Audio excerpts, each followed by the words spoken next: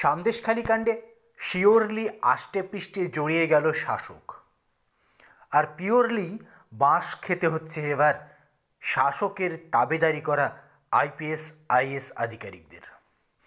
সন্দেশখালী কাণ্ড নিয়ে সংসদীয় কমিটি পাঁচজন আইপিএস আইএস অফিসারকে ডেকেছেন।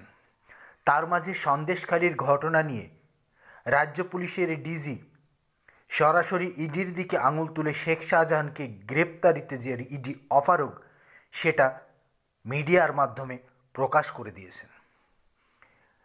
কিন্তু ইডি শুধুমাত্র আর্থিক দুর্নীতির তদন্তকারী সংস্থা। গ্রেপ্তার করতে হলে অবশ্যই রাজ্য পুলিশের সাহায্য সহযোগিতা দরকার।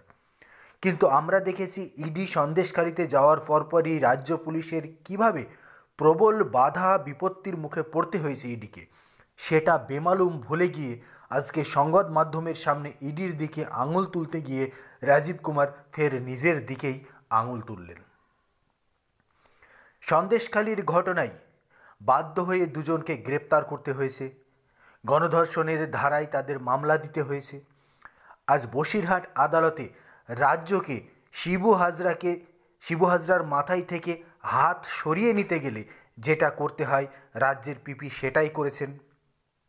কারণ কি? কারণ সন্দেশখালীর সাধারণ মহিলাদের প্রতিবাদে রাজ্য সরকার জেরবার।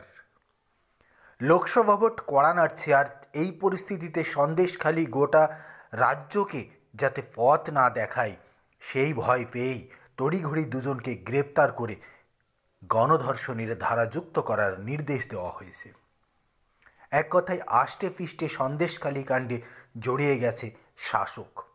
বিরোধীরা এই জায়গায় ভোটের ফায়দা তুলতে ব্যস্ত, কারণ তারা তো চেষ্টা করবে ভোটের ফায়দা তুলতে।